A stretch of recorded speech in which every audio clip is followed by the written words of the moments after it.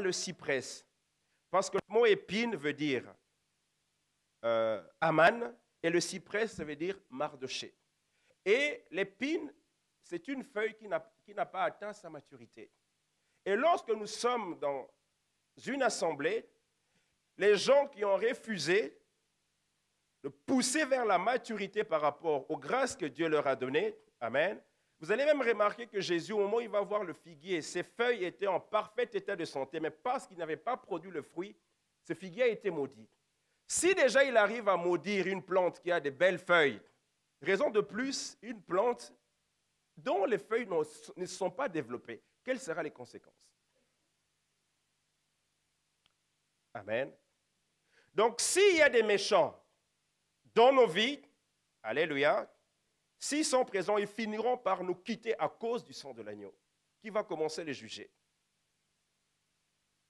Il va exiger que tous nos ennemis, tous ceux-là qui nous font du mal, soient accrochés, amen, par la potence de leur propre fabrication.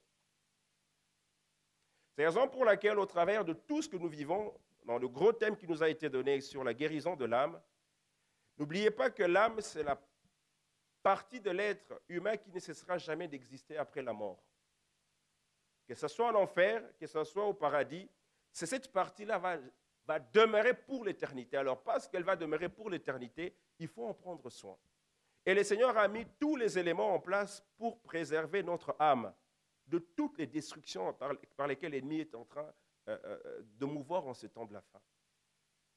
Et le Seigneur veut apporter le jugement par rapport à tous tes ennemis. Je parle bien des ennemis spirituels parce que le mal, pour pouvoir se manifester, a besoin d'un véhicule humain. La personne qui est en face de toi est la créature de Dieu, mais l'esprit qui est à l'intérieur qui l'anime, c'est ça que nous devons combattre. Et c'est ce jugement vis-à-vis de ces esprits-là que le Seigneur est en train de te poser la question, que désires-tu? Quelle est ta demande aujourd'hui? Amen. Parce que Aman pensait être ami d'Esther et Judas pensait être ami de Jésus. Et c'est juste une question de temps. Les faux finiront par être découverts par la puissance du sang de l'agneau. Alléluia. C'est la raison pour laquelle il va dire dans le psaume 94, 1, il dit « Dieu de vengeance éternelle, Dieu des vengeances pareil. » Amen. Donc, on doit apprendre à faire confiance à Dieu. Il sait exactement la meilleure façon de nous venger. Par rapport à tous les traumatismes, les chocs, le rejet, tout ce qu'on a connu, il sait exactement le moment. Et ce moment, il te pose cette question. Quelle est ta demande aujourd'hui? Amen. Peut-être que tu as connu des blessures depuis ton enfance. Peut-être que tu as connu des rejets, des amertumes par rapport à un mari ou un enfant ou une situation, un patron. Dieu te pose la question, quelle est ta demande aujourd'hui? Amen. Et ne faites pas comme les étudiants qui sont devant l'examen, le prof lui pose la question, il tire une feuille blanche, on lui dit, mais qu'est-ce que tu veux comme question? Il ne sait pas quoi répondre. Et il a 0 à la fin. Alléluia. Dieu te pose la question, quelle est ta demande par rapport aux amertumes que tu subis, par rapport à tous les chocs que ton âme a encaissés? Qu'est-ce que tu désires aujourd'hui? Et c'est la raison pour laquelle, au moment où le service s'apprête à distribuer, que chacun prenne un temps et parler au Seigneur. Seigneur, regarde tout ce que j'ai encaissé. Regarde tout ce que j'ai vécu comme blessure. Parce que n'oubliez pas que dans le rejet, pour une fille qui n'a pas connu la présence paternelle ou des parents, ça crée une blessure énorme dans le cœur de cette personne. Alors qu'est-ce que Satan va faire? Il fera tout pour perpétuer cette blessure. Si c'est une fille, qu'est-ce qu'il va faire? Il va essayer au moment où la fille atteint l'âge où elle a envie de se marier, le fait que la fille est à la recherche d'un père qu'elle n'a jamais eu, Satan va libérer un esprit de mensonge sur le prétendant de telle sorte que la fille soit toujours déçue. Elle va rencontrer quelqu'un qui va lui promettre le mariage. Satan va s'arranger à ce que cette personne puisse se désister. Et la fille va continuer, et le diable va continuer à se délecter de cette blessure jusqu'à ce que cette personne, alléluia, disparaisse. Et c'est comme ça qu'il agit. Il veut maintenir, parce que n'oubliez pas que dans les 3 manières Satan, par lesquelles il peut contrôler la vie de quelqu'un, c'est le péché, c'est ce qu'on appelle le péché aussi collectif et les blessures du péché. Donc il s'arrange, même si tu ne pêches pas, il s'arrange au travers des amertumes de la vie. Il veut les préserver intactes de telle sorte qu'ils puissent te contrôler à chaque instant. Et Dieu te demande, qu'est-ce que tu désires? Parle à l'Éternel ce matin. Dis, Seigneur, par rapport à toutes les puissances qui me dérangent, depuis mon enfance, viens juger. Réponds ton jugement au travers de ton corps et de ton sang. Amen. Et c'est là que la guérison va commencer maintenant à se mettre en place au niveau de l'âme. Est-ce que nous avons compris? Que le Seigneur nous bénisse. Si le service peut passer pour la distribution, et pendant ce temps, les personnes qui se sont préparées, nous allons nous tenir debout, et chacun va prier, parler à l'Éternel. Dis, Seigneur, tu as donné ta parole afin que je sois guéri. Regarde ma vie aujourd'hui. Regarde dans quel état je me situe. Déverse ton jugement par rapport à toutes les puissances démoniaques qui rongent ma vie aujourd'hui. Toutes ces puissances qui font que mon âme est sans cesse en train de saigner. Tu as dit qu'il est de ta justice d'apporter de l'affliction à ceux qui m'affligent. Réponds ton jugement par rapport à tous les méchants qui m'entourent. Regarde les blessures que j'ai connues. Regarde les blessures que mes enfants connaissent. Seigneur, viens guérir mon âme. Prie au nom de Jésus. Seigneur, nous sommes devant toi avec des cœurs qui saignent. Nous sommes devant toi avec des cœurs qui sont malades. Et nous demandons ta justice ce matin. Nous demandons d'être nettoyés, d'être consolés par rapport à toutes les afflictions. Guéris ma vie, Père Tout-Puissant, au nom puissant de Jésus. Guéris mon être entier, Père Tout-Puissant, au nom puissant de Jésus.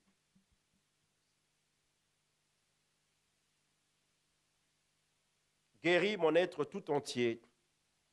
Depuis mon enfance, il y a des gens qui ont connu de rejet depuis le ventre de leur mère. Et il y a des blessures que Satan veut maintenir. C'est le moment de réclamer le jugement de Dieu. Partout le diable tient ton âme en captivité. Dis, Seigneur, libère le feu de ton jugement. Seigneur, j'implore le feu de ton jugement par rapport à toutes les blessures que le diable veut maintenir béantes dans ma vie.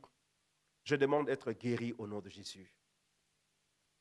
Je réclame la guérison, Saint-Esprit de Dieu. Guéris mon être intérieur. Manifeste-toi, Saint-Esprit de Dieu. Agis dans la vie de chaque personne ici présente et viens ôter les pleurs, viens cicatriser les blessures et viens apporter ton jugement là où Satan croit avoir la main mise sur nos vies. Viens nous restaurer, Père Tout-Puissant. C'est ma demande ce matin. C'est ça ma demande. Père, regarde toutes les fois où j'ai été blessé depuis mon enfance. C'est ma demande ce matin. Sors-moi de toutes ces amertumes. Sors-moi de tous les rejets. Sors-moi de toutes les blessures. C'est ce que je désire, ô Éternel. Il y a des désirs qui sont enfouis. Et il y a des blessures qui sont enfouies. Mais le monde spirituel voit ces choses.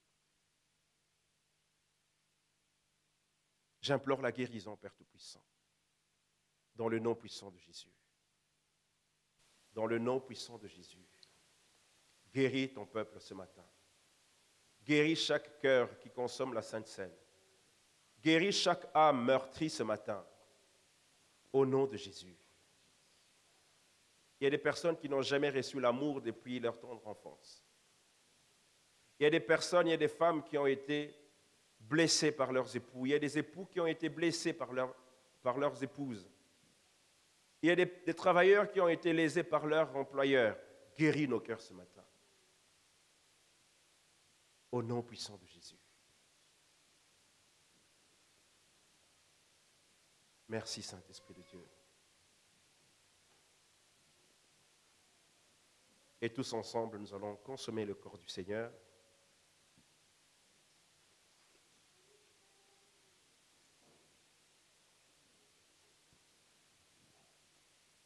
Et ensemble, nous buvons le sang de l'agneau.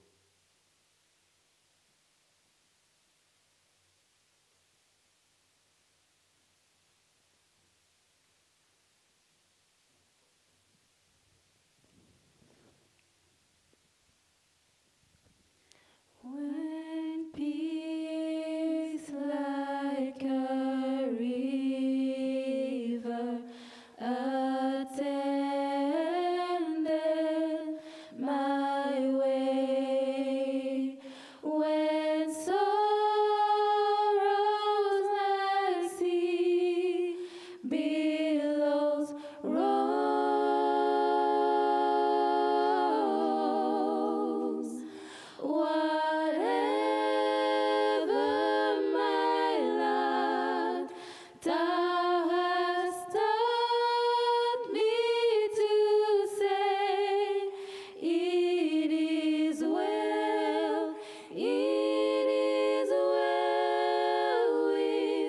my soul. It is well, it is well with my soul, with my soul. It is well, it is well with my soul. Oh Lord, please haste the day when my Savior shall come. The clouds be rolled back as a scroll.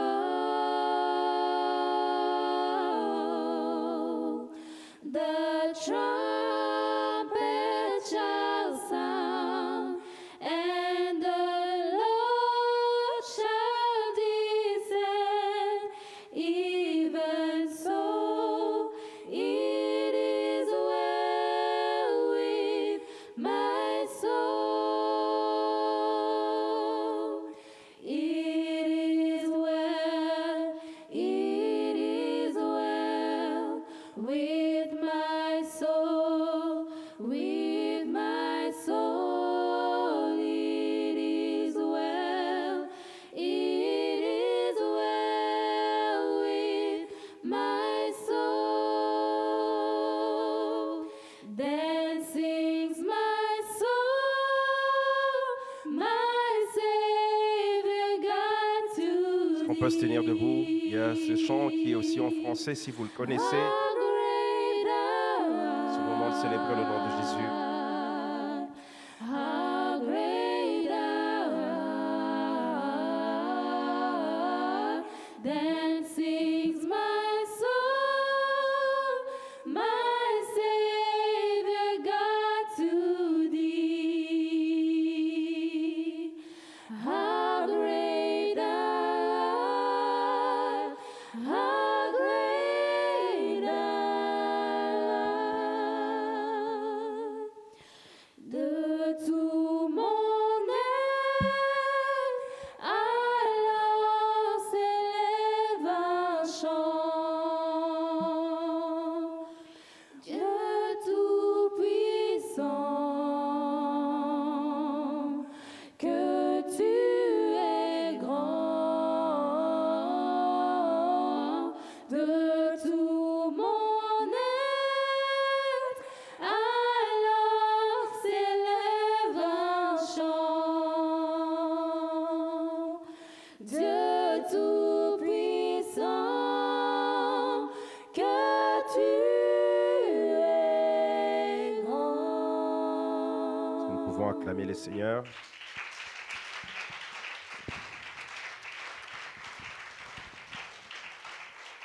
Voilà, nous pouvons prendre place. Je voulais remercier le pasteur José pour la confiance qu'elle m'accorde. Merci beaucoup. Et merci à la pastorale pour le soutien dans l'œuvre de Kinshasa, qui est un travail pas facile du tout, parce que je parlais avec le pasteur Jean-Paul quand j'étais sur place. Je lui ai dit, pasteur, on prie pour le Congo, mais on a l'impression que plus on prie, on a l'impression que la situation s'empire. Il m'a dit, c'est normal que ça soit difficile, parce que quand vous priez pour le Congo, vous priez pour 9 pays tout autour en même temps. Au moment où on prie pour le Congo, sans être conscient, on prie pour le Rwanda, on prie pour le Burundi, on prie pour l'Ouganda, on prie pour la Centrafrique, on prie pour Congo-Brazza, Zambie, Angola. On prie pour tous ces pays en même temps. Et c'est pour ça que le travail paraît être très difficile. Alléluia. Mais parce que notre Seigneur l'a déjà vaincu à la croix, nous sommes aussi sûrs et certains, par la prière et la persévérance, nous allons vaincre. Alléluia. Voilà, donc vous avez les salutations de l'église à Kinshasa. Et ce matin, nous allons travailler sur la guérison de l'âme. Je vais faire suite à ce que l'apôtre avait commencé depuis dimanche passé. Et nous allons développer l'aspect des amertumes. Amen. Apocalypse chapitre 2, au verset 8.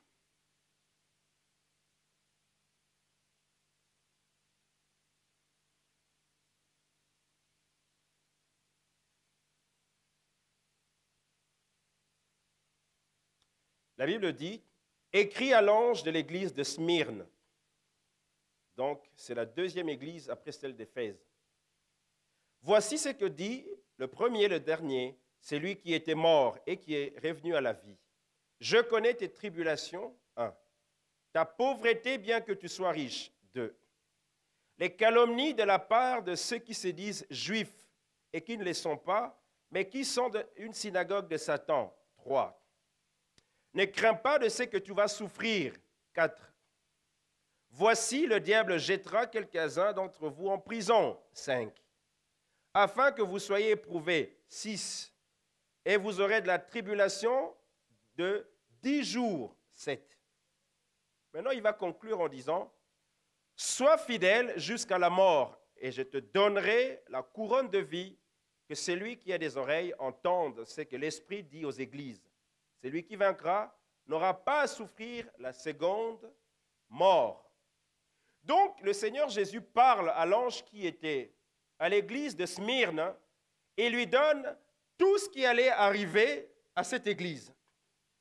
Amen.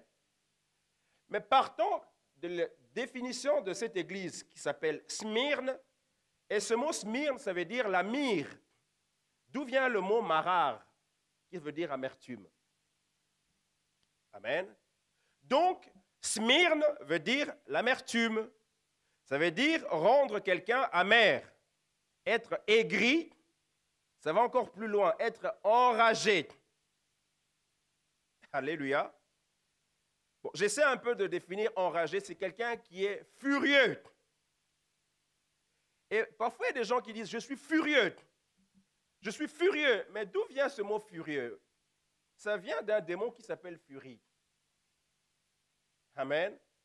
Et ce sont 3 démons qui se présentent et qui ont la mission envoyée par les dieux des enfers pour se venger par rapport à certaines situations sur terre. Ce sont ces démons-là qui forment un trio qu'on appelle les furies. Et sur leur tête, au lieu d'avoir des cheveux, ce sont des serpents. Amen. Et ceci est inscrit dans la mythologie romaine. Donc, ils sont censés exécuter la colère des dieux des enfers. C'est la raison pour laquelle je vous disais que le mal, pour se manifester, doit passer par un véhicule humain. Même le bien aussi. Donc, si Satan veut répandre le mal, il va passer par un homme. Alors, ces démons, lorsqu'ils saisissent une personne, ils communiquent ce qu'on appelle la frénésie. C'est pour ça qu'on dit qu'il y a des personnes qui sont atteintes de la frénésie. Ils sont frénétiques. Amen. C'est des personnes qui ont une tendance à développer une colère intense avec des effets démesurés et destructeurs. Et j'ai déjà vu des gens, quand ils se fâchent, ils peuvent arracher la portière d'une voiture. Imaginez un peu la portière d'une voiture. Il y a des gens, quand ils sont fâchés, ils peuvent donner un coup sur une baie vitrée. Et la baie vitrée explose. Et la personne n'est pas fracturée. Amen. Maintenant, quel est l'esprit qui anime une telle personne? Il y a des personnes, quand ils sont fâchés, ils peuvent te casser le bras. J'entendais un papa à Kinshasa, il dit son fils avait fait une bêtise à l'école. Il était tellement fâché, c'était une accumulation de bêtises. Il dit, dès que je rentre à la maison, je lui casse le bras. Alléluia. Donc, ce sont des esprits qui peuvent animer les gens. Et généralement, lorsque j'ai eu à faire des entretiens avec des personnes, des gens, quelqu'un vient te dire, en tout cas, j'ai un problème, j'ai de la colère en moi. Quand je me fâche, j'ai un sérieux problème. Et j'ai fait le constat, et à chaque fois que je posais la même question, j'avais la même réponse. Et cette question était la suivante. As-tu commis des avortements? Et la majorité des personnes disaient oui. Et quand quelqu'un a eu à répandre le sang, amen, cette personne devient amère. Et à ce moment-là, il y a cet esprit-là qui vient le tenir. Et les personnes deviennent très colériques. Mais curieusement, ce même mot, smyrne, qui veut dire la myrrhe ou l'amertume, veut dire aussi être fort, être fortifié ou bien se renforcer. Et c'est ce qui est bien avec la langue hébraïque, c'est qu'un seul mot peut donner lieu à 2 significations selon le commun usage. Amen. Donc, il peut exprimer une pensée avec son contraire en même temps. Donc, en même temps, la Smyrne ou bien la myrrhe, qui veut dire l'amertume, veut dire aussi être fort. Ça veut dire, c'est dans les amertumes même que Dieu a mis la force pour s'en sortir. C'est dans ce qui te paraît être désagréable, horrible à vivre, et c'est là que Dieu a déposé les capacités pour que nous puissions nous en sortir. Et au moment où il parle de l'église de Smyrne, qui est la myrrhe, et la myrrhe est une plante, amen, qu'on trouvait en Éthiopie et en Arabie, et lorsqu'on faisait des incisions avec cette plante, ça libérait un liquide, amen, et ce liquide-là, c'est ce qu'on appelait des larmes. Ce sont des larmes, une fois, c'est en contact avec l'air libre, ça sèche. Et quand ça séchait, on venait l'écraser et ça devenait de la poudre, ce qu'on appelle le stacté. C'est la raison pour laquelle Dieu il va demander à Moïse, il dit, parmi les éléments que tu vas utiliser pour me fabriquer le parfum, fais-les selon l'art du parfumeur. Tu vas prendre le stacté. Et le stacté était un des composants pour la fabrication du parfum. Mais le fait que cette plante libérait un liquide qu'on appelait la myrrhe, ça représente prophétiquement les larmes du Seigneur, c'est-à-dire sa douleur. La douleur que le Seigneur va libérer aux personnes, va faire sentir aux gens qui prient. Amen. Entre autres des intercesseurs. Donc cette myrrhe-là, ou bien l'église de Smyrne, ça représente les larmes et les douleurs de Christ, amen, qu'il a fait sentir à son église. Cela veut dire aussi que cette église de Smyrne, c'est une église qui a une vocation d'intercession, de prière, mais avec un lot d'amertume qui l'accompagne.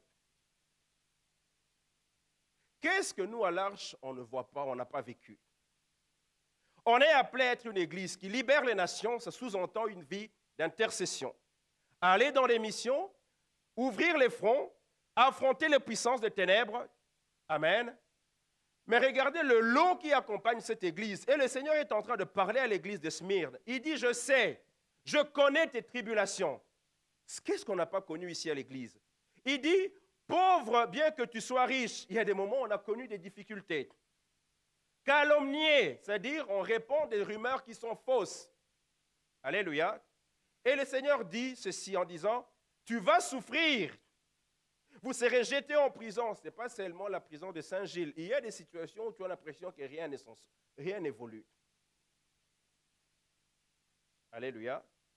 Il dit, vous serez éprouvés, vous vivrez dans des tribulations, mais Dieu donne une condition. Il dit, au travers de toutes ces choses, demeurez fidèles.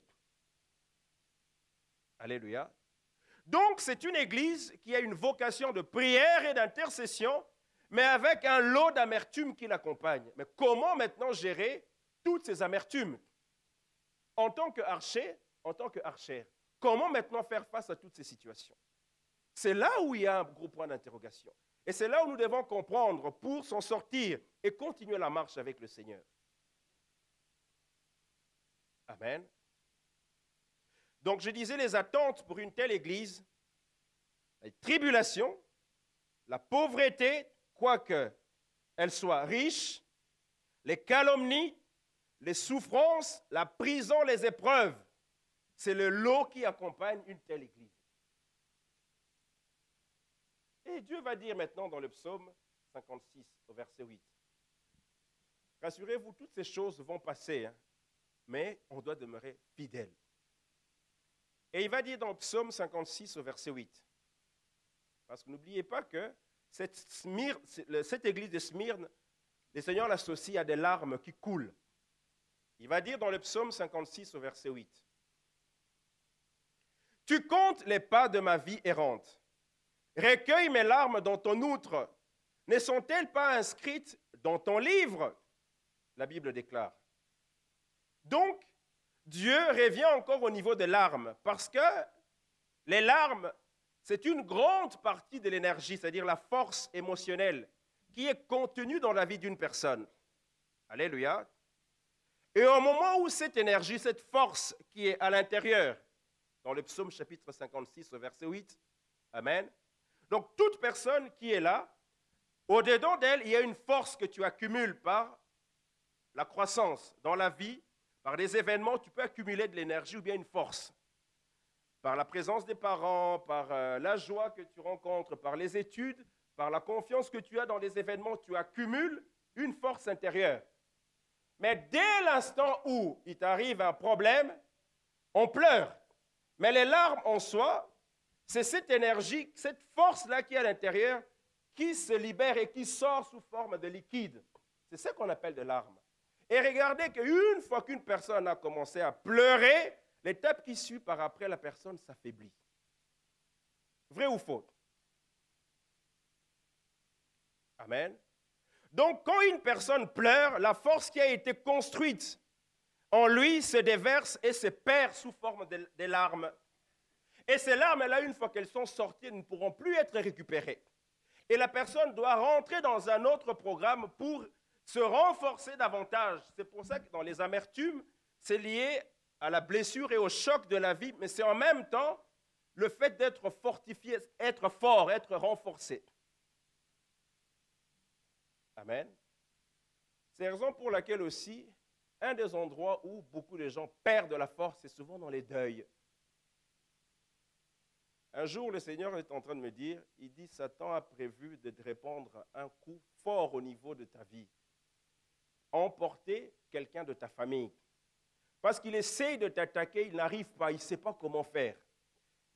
Et on était en train de prier, et le Seigneur donne cette révélation. Il dit, regarde comment il a entrepris de faire. Il a entrepris d'attaquer quelqu'un proche dans ta famille qui est proche de toi. Au moment où cette personne va mourir, le choc et les blessures que tu auras, la tristesse que tu auras va créer une ouverture au niveau de ton âme. Et c'est là qu'ils vont en profiter pour te détruire. Et vous allez voir que la plupart des gens qui vont dans des deuils, quand il y a un événement, ils pleurent, ils pleurent, ils pleurent, c'est douloureux. Le cœur est amer, triste. Mais ces personnes, généralement, lorsqu'ils reviennent des deuils, regardez, même spirituellement, ces personnes deviennent faibles. Amen. Parce que la force qui était contenue s'est vidée par les larmes, c'est vidé, c'est vidé, c'est vidé. On pleure quand on reçoit l'information. On pleure au moment où on va vers le lieu du deuil. On pleure au moment où le corps sort. On pleure au moment où le corps est exposé. On pleure au moment où on annonce qu'on va faire la levée du corps. On pleure au moment où on arrive, on voit le cimetière. On pleure au moment où on enterre. On pleure au moment où on commence à dire au revoir. L'énergie qui était contenue pendant des années que tu as accumulée se perd. Se perd. Et les puissances des ténèbres qui sont à ce moment-là aux alentours commencent maintenant à libérer des flèches sur les vies des gens. C'est pour ça que quand on apprend qu'il y a un deuil, c'est le moment où il faut soutenir les gens d'une manière très intense. Très, très intense. Amen. Au moment où j'étais à Kinshasa, il y a une famille, je parle plus des enfants, ont perdu leur papa il y a 7 ans. Et au mois de janvier, ces mêmes enfants ont perdu leur mère. Donc, ça veut dire qu'ils sont devenus orphelins. 2 filles, 2 garçons. 4 beaux enfants, ils ont perdu leurs parents, orphelins. Et au moment où j'étais en prière, qu'est-ce que le Seigneur dit? Il dit, regarde, ce qui fait la force des enfants, c'est la présence de leurs parents. Et le fait qu'ils ont perdu leur père et qu'ils ont perdu leur mère, le rempart qui était autour d'eux s'est disloqué. Ils sont maintenant à la merci de toutes les attaques de Satan. Il dit, je te choisis toi comme rempart pour ces enfants, parce que tu pries pour protéger ces enfants afin que le projet que Satan a mis en place ne puisse pas les atteindre. Parce que le cœur de ces enfants pleure. Leur cœur est amer, ça saigne au-dedans d'eux. Mais il n'y a pas un bouclier parce que la présence d'un père, le père joue le rôle de la fondation. Et quand un enfant est déséquilibré ou désemparé, amen, le père joue le rôle du protecteur pour rassurer l'enfant par rapport aux difficultés. Et c'est ce qui fait la force d'un enfant. Et souvent dans des familles où le père s'absente, les enfants deviennent fragiles. Amen. C'est pour ça que Dieu va parler dans Psaume 68, 5, il dit, il est le père des orphelins et le défenseur des veuves. C'est Dieu dans sa demeure sainte. Alléluia. C'est la raison pour laquelle on doit prendre soin des orphelins et des veuves, parce que ces personnes, leur cœur pleure sans cesse. Et ça peut prendre des années. Et à chaque fois que ces cœurs pleurent, ces cœurs deviennent amers, et ça crée une ouverture par rapport à l'ennemi. Il va les fragiliser. Et c'est des personnes qui deviennent très sensibles. Dès qu'on leur dit quelque chose, ils ont l'impression que voilà, tout le monde les déteste. C'est lié à cette force qui s'est dégagée.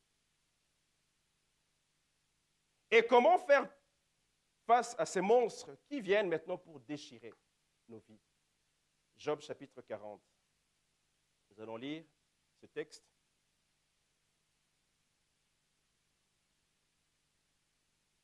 Et quand le Seigneur m'a donné cette info, j'ai prié pour qu'il n'y ait aucun mort dans ma famille rapprochée.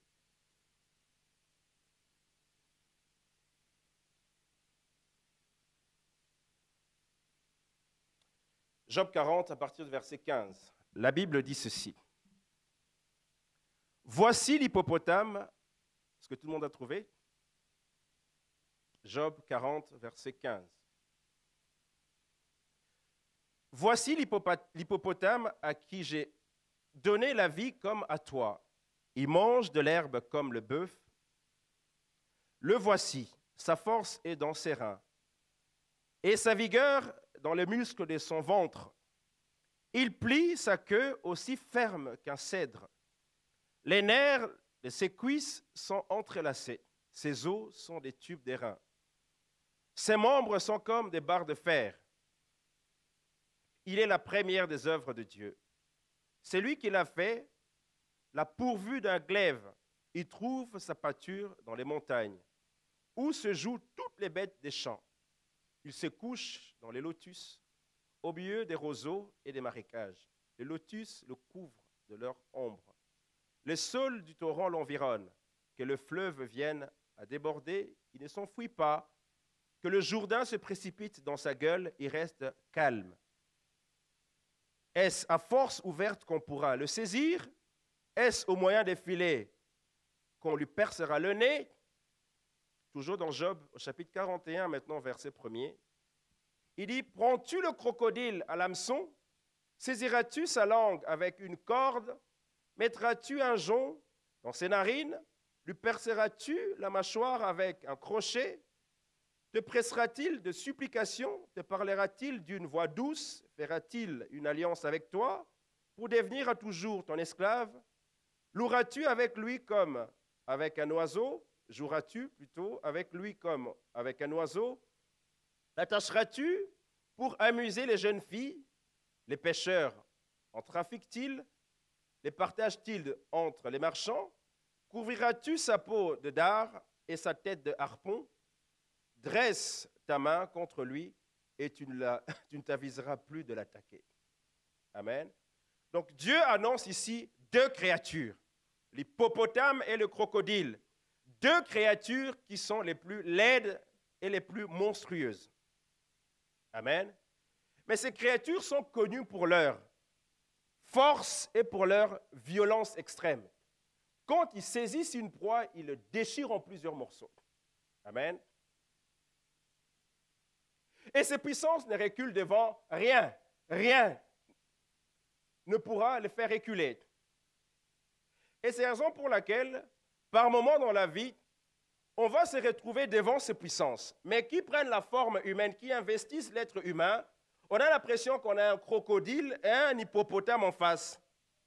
Amen. Et cela peut être Job. Il vivait dans la sanctification, dans la crainte de l'Éternel. Il se préservait du mal, mais l'hippopotame, alléluia, le diable ayant pris la forme de l'hippopotame et du crocodile a commencé à tout déchirer dans sa vie. Tribulation, souffrance, pauvreté, il a tout perdu. Il a tout déchiré. Et quel était le résultat de ce que le Seigneur attendait de lui? La fidélité de Job. Amen. Et dans la vie, il y aura des monstres qui vont se lever pour nous combattre. Des problèmes qui vont se lever de plusieurs manières. Et ils vont libérer leurs morsures, qui vont nous arracher la paix, qui vont nous arracher la joie, qui vont arracher la vie aux membres de la famille. Comment maintenant se comporter face à ces puissances? Et même la force qu'on peut avoir en tant qu'humain ne pourra rien faire face à leur agressivité. Et Dieu dit que ce sont des créatures qui sont là, en face de nous. Et ils ont été mandatés par le diable pour créer des soucis, des problèmes au niveau de l'âme. Comment affronter ces puissances? Même lorsqu'on donne une bonne éducation à un enfant à la maison, il va à l'école, ces crocodiles sont là. On donne une bonne éducation à l'enfant, la société organise des histoires, des lois bizarres pour emporter nos enfants dans la destruction. Les crocodiles sont là. Comment maintenant faire face à ces puissances? On envoie les enfants à l'école, on n'est pas tranquille. Je venais de faire 21 jours de jeûne et prière à Kinshasa, j'ai fini la semaine passée. C'était tellement bien, on a fait un travail sur la guérison intérieure, la guérison de l'âme. On a travaillé, à la fin, le Seigneur a touché les gens et j'ai vu, Satan était tellement fâché. Le Seigneur a dit à ton retour, tu dois demeurer en prière parce qu'il a prévu de te faire des coups durs. On va t'appeler, tu es à la maison, les enfants, tu les as déposés à l'école, on t'appelle pour te dire qu'un enfant est tombé brutalement, la situation est grave, on l'a emmené à l'hôpital. J'ai dit, au moment où tu vas aller à l'hôpital, on t'appelle pour te dire que ton fils aîné est mort. Il dit, c'est ça qu'il a prévu. Il dit, prie pour que cette chose n'arrive pas parce que ça va t'empêcher de retourner, continuer l'œuvre à Kinshasa. Et c'est comme ça à chaque voyage. Donc, il y a des crocodiles et des monstres qui sont libérés. Leur but, c'est de t'ôter la joie, de te vider de toute la force que tu as au-dedans de toi-même. Que faire? Dans le moment où il y a la tribulation qui arrive, au moment où le crocodile se lève, amen, il y a deux choses qui se passent. La première des choses, on devient incrédule parce qu'on voit plus la grandeur du problème. Ça, c'est la première. La deuxième des choses, soit on regarde la grandeur de Dieu, alors notre perception du problème change, on rentre dans la victoire. On a deux possibilités. Soit on se dit, j'ai peur, ce crocodile est trop grand pour moi, amen, ce monstre est redoutable, je ne pourrai pas le vaincre. Je commence à pleurer. Soit on se dit, je sais que mon Dieu est grand, malgré ce que je vis, j'ai subi, je regarde à sa grandeur et pas au problème. Et là, je rentre dans la victoire. Et il va dire lui-même dans Isaïe 54, il dit, voici j'ai créé l'ouvrier qui souffle le charbon au feu et qui fabrique une arme par son travail. Mais j'ai créé aussi le destructeur pour la briser. Toute arme forgée contre toi sera sans effet. Et toute langue qui s'élèvera en justice contre toi, tu la condamneras. Et la Bible souligne en disant, tel est l'héritage des serviteurs de l'Éternel, tel est le salut qui leur viendra de moi, dit l'Éternel. Et il dit que ce soit les hippopotames et les crocodiles. Dieu dit, je les ai créés, mais j'ai aussi créé un ange qui est capable de le faire taire, de lier leur gueule au moment où ils se lèvent contre toi, qu'ils se taisent à jamais. Mais alors, ne regardons plus aux difficultés, à la grandeur du problème. Amen. Vous savez, quand Dieu se rend compte qu'on a peur, même dans les prophéties, il n'ose pas nous dire certaines vérités. Il se tait. Il y a des moments où je commence à prier, et quand je prie avec ma belle-sœur, parfois je dis, mais qu'est-ce qu'elle va encore me sortir? Il y a des révélations, tu te dis, mais est-ce que je vais vivre? On va continuer à vivre. Le diable a des complots horribles sur nos vies, je vous assure. Et il faut toujours demeurer en prière parce qu'on ne sait jamais par où il va frapper. Et je dis toujours, nous ne devons pas être spectateurs, nous devons être des acteurs. Ne laisse pas le problème, amen, t'anéantir. Appréhende les choses sur le plan spirituel, que le Seigneur te montre les choses avant que ça n'arrive. Alléluia. Et Dieu dit que j'ai créé, il dit, j'ai créé l'ouvrier qui souffle le charbon dans le feu et qui fabrique une arme. Il dit, j'ai créé aussi le destructeur pour la briser. Cela veut dire ceci. Si je veux combattre une créature, je dois me rapprocher du Créateur. Parce qu'il dit que c'est moi qui ai créé cet hippopotame, ce crocodile. Il dit, j'ai créé aussi l'arme pour pouvoir l'anéantir. C'est-à-dire, pour pouvoir anéantir le crocodile, je dois aller vers celui qui l'a créé pour qu'il me donne des astuces. Il y a un monsieur qui commençait à s'amuser avec des caïmans géants de 6 mètres dans un parc, à leur donner la nourriture. Quand les crocodiles ouvraient leur gueule, lui mettait la viande dans leurs mains. Il pensait que le crocodile était leur copain. Il pouvait faire joujou avec le crocodile. Il a donné à un crocodile, la main est sortie. Au deuxième crocodile, la main est sortie. Il arrive au troisième crocodile, la main n'est plus sortie. La main est restée à l'intérieur. Et tous les visiteurs du parc commençaient à crier. Hey, le crocodile était tranquille. Ils ont tapé le crocodile. La main ne sortait pas. Alléluia. Au moment où la main est sortie, il était déjà rempli de sang. Et encore le même, il va dans une cage où il y a les lions. Il commence à jouer avec le lion. Le lion ouvre sa tête. Ok, lui fait rentrer, il ouvre sa gueule, lui fait rentrer sa tête. Ok, dans la gueule du lion. Et puis il sort. Les gens font ah. Une fois, deux fois, la quatrième, il rentre sa tête comme ça. Clac, craque des dents. Amen. Et la tête ne sort plus. Je vous assure, le gars commence à s'agiter, le lion a fermé la gueule, tu ne sortiras pas d'ici. Et les gens ont crié, les gens ont tapé, ils sont rentrés dans la cage, ils ont tapé le lion, la gueule ne s'ouvrait pas. Jusqu'à ce qu'ils ont pris un revolver, ils ont tué les lions.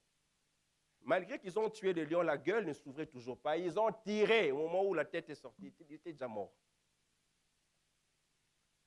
Amen.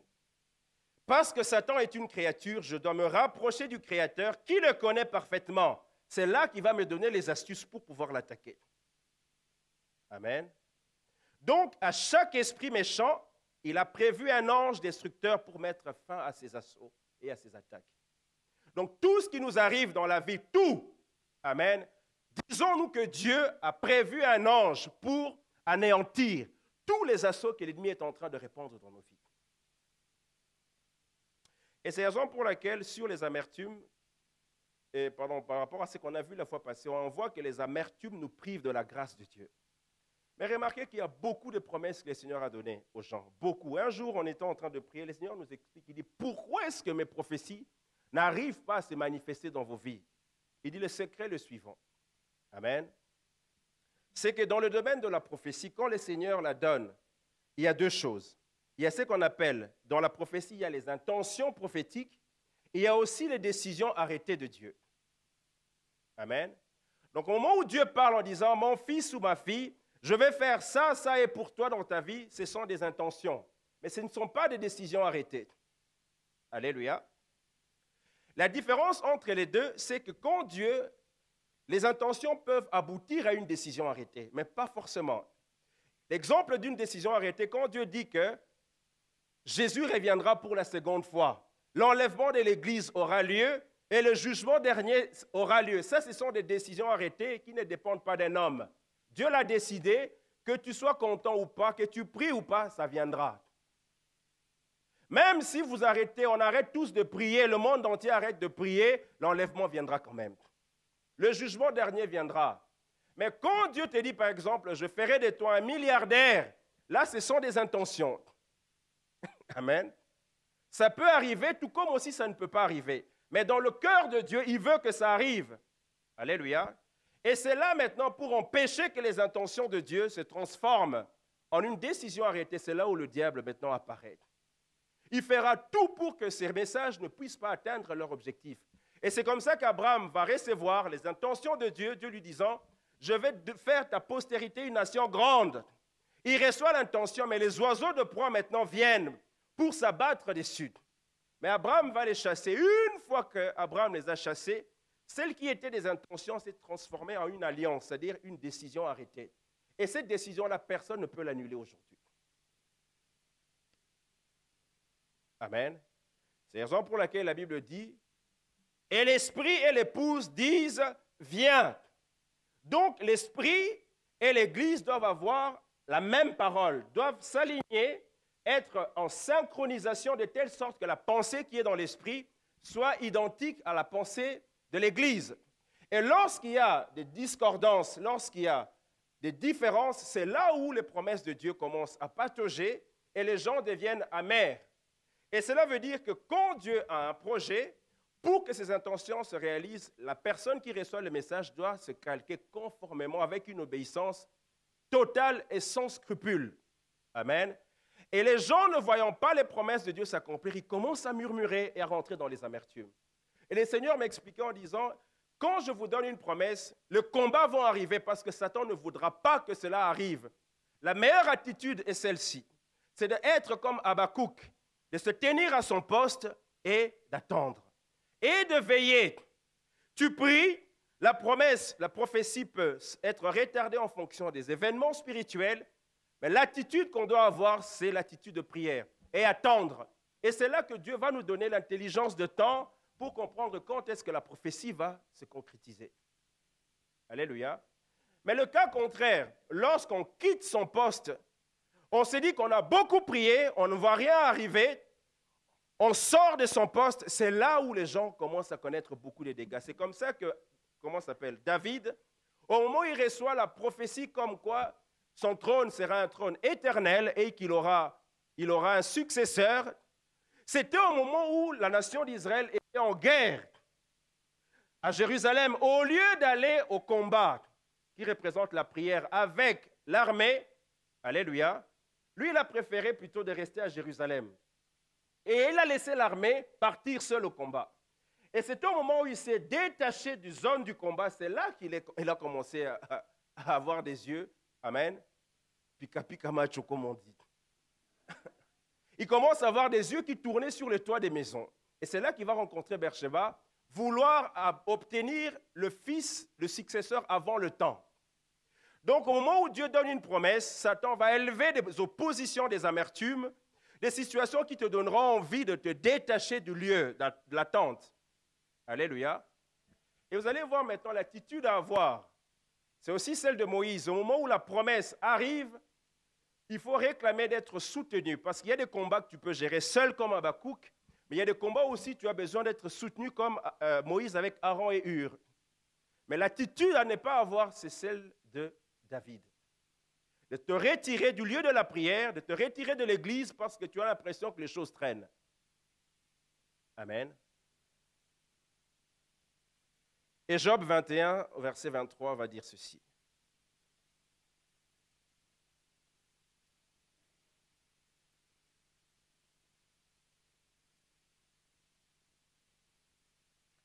Job 21, verset 23, il dit « L'un meurt au sein du bien-être, de la paix et du bonheur, les flancs chargés de graisse et la moelle des os remplis de sève.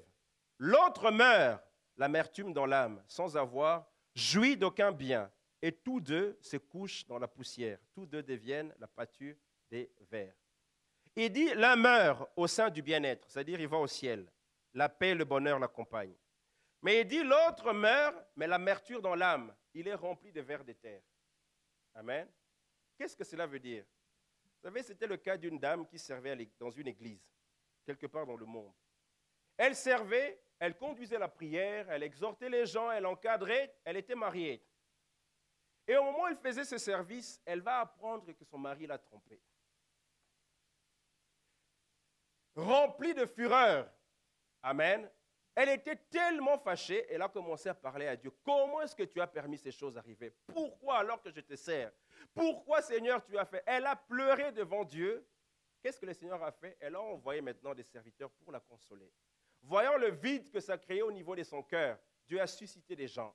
Mais le problème, c'est que cette dame n'a pas voulu écouter les envoyés de l'Éternel. Vous savez, à un moment donné, quand l'amertume rentre dans les cœurs, il y a toujours un moment où le Seigneur agit avec précipitation pour te préserver du chaos. C'est toujours un intervalle où il faut faire un effort de ne pas dépasser ce temps. Parce que l'amertume, quand elle commence, alléluia, elle commence comme un petit grain. Et petit à petit, ça va commencer à grossir. À grossir, à grossir. Au moment où elle rentre dans ta terre intérieure, c'est le moment où tu dois te laisser le Seigneur te libérer, te cicatriser, te guérir. Parce qu'il va arriver un temps où le Seigneur va lâcher prise. Et cette femme-là, malgré les conseils qu'on lui donnait, malgré les avertissements que Dieu lui donnait, elle a persisté dans cette amertume et dans cette colère. Et le Seigneur s'était retiré. C'est là que Satan a pris contrôle de son cœur. Cette femme s'est endurcie à un point où la colère maintenant, la furie, a pris possession de ses pensées. Elle est allée. Au moment où elle développait la colère, le mari en question est venu à genoux devant elle pour demander pardon. Il s'est repenti et le gars s'est converti. Et elle, dans sa colère, elle a pris une arme, elle est allée tuer le mari et elle a tué aussi la maîtresse. Mais ce qui se passe, au moment où elle a tué les deux par peur d'être arrêtée, elle se donne aussi la mort. Au moment où elle se donne la mort, elle se voit conduire dans les régions inférieures de la terre, là où il y a les vers de terre. Ok, son âme commence à être rongée. Elle voulait enseigner l'évangile, mais on lui dit ici, ça ne marche plus. Mais entre-temps, le mari qui l'avait trompé est allé au ciel. Vous voyez cela? Le mari, lui, est allé au ciel, mais elle, parce qu'elle a développé l'amertume, au point où le Saint-Esprit de Dieu n'avait plus de contrôle, c'est Satan qui a pris possession. Et le sort a été scellé. Alléluia. Amen. Et c'est la raison pour laquelle nous devons faire très attention. Voilà, je pense que le temps qui était imparti arrive à terme. On pourra continuer pendant la semaine parce qu'il y a un programme, je pense. Nous allons nous arrêter ici. On va faire un travail par rapport à cela. Et je vais vous expliquer pendant la semaine, au moment où Jésus va être à la tombe. Amen. Dieu va susciter 3 femmes. Il y avait Marie, il y avait Marie de Magdala et il y avait Salomé. Et ces 3 femmes représentent 3 principes importants. Et curieusement, ce sont des Marie et avec Salomé. Et nous savons que Marie, ça veut dire aussi amertume, d'où vient le mot marar. Alléluia. Et je vais vous expliquer pourquoi est-ce que Jésus, pour pouvoir annoncer l'évangile, va se présenter à Marie de Magdala. Parce que dans ce mot Marie, Myriam, comme nous l'avions vu, il y a le mi qui représente le potentiel que Dieu a mis en toi qui est non observable pour te rendre capable de transformer toute situation qu'il y a dans ta vie.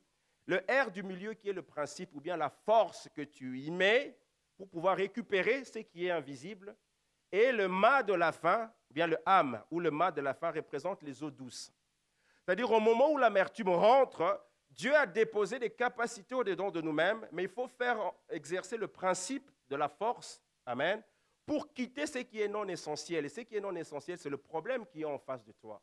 Il faut quitter ce problème qui est non essentiel, rentrer dans la partie intérieure, qui est non observable. Tu puises les ressources qu'il y a à l'intérieur pour transformer cette situation en eau douce. Alléluia. Et c'est comme ça que Magdala, qui veut dire aussi la chair, ou bien la tour, la chair que nous voyons ici. Et Jésus va prendre celle qui est amère, par son nom Magdala, qui est la chair, de telle sorte que cette chair ici, en hébreu, on appelle cela Magdal ou Magdi. Ça veut dire la richesse, la grandeur, la nourriture. Donc, au travers de toutes les amertumes qu'on a dans la vie, c'est dans ce lieu-ci que Dieu va dispenser la nourriture appropriée pour nous soigner de toutes les difficultés de la vie. Que le Seigneur nous bénisse pour ce matin.